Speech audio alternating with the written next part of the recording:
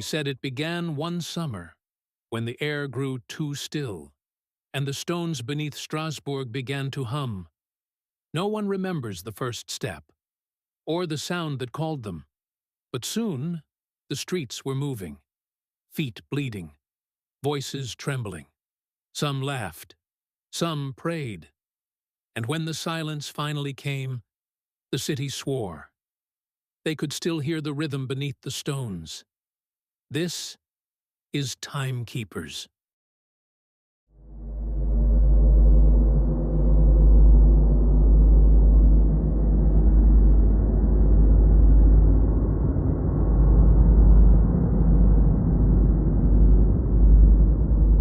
Strasbourg in the early 1500s, a city resting at the crossroads of Europe, where merchants, pilgrims, craftsmen, and scholars crossed paths every day. Perched in the Alsace region between France and Germany, the city thrived on trade flowing along the Ill River toward the Rhine. As part of the Holy Roman Empire, Strasbourg was a place of overlapping powers, a bishop's authority, guilds that controlled the markets, and a population caught in a rising wave of religious tension.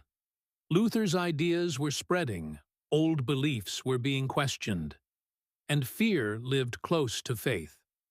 Life in the city was vibrant, yet fragile. Food shortages struck the region in 1518, prices soared. People prayed for good harvests and feared the punishments of heaven. Illness, poverty, and spiritual anxiety shaped daily life. Beneath the surface, something was shifting. Something that no one could see, but many could feel. And then, in the dead heat of that summer, it began.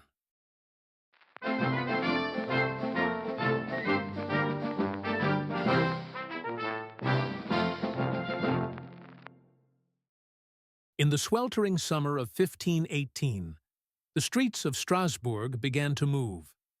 It started with one woman, Frau Troffea.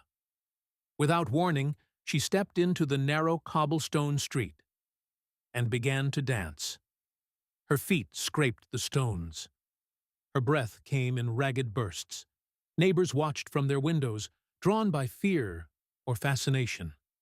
By nightfall, she was still moving. By morning, she wasn't alone. Dozens joined her. Then hundreds. The sound of their feet became the heartbeat of the city. A fever that no one could cure. The council begged the priests for help. The priests begged the heavens for mercy. But the dance went on. Children danced beside their parents. Merchants, widows, soldiers, all caught in the same spell. Some prayed as they spun, others screamed, some laughed, until they fell silent. When the music finally stopped, silence fell over Strasbourg like a mourning veil. Dozens were dead. Many others were left crippled, their bodies broken by exhaustion. The streets fell quiet. The music stopped. Only the echoes remained. No one ever found a reason. No one could explain why it happened.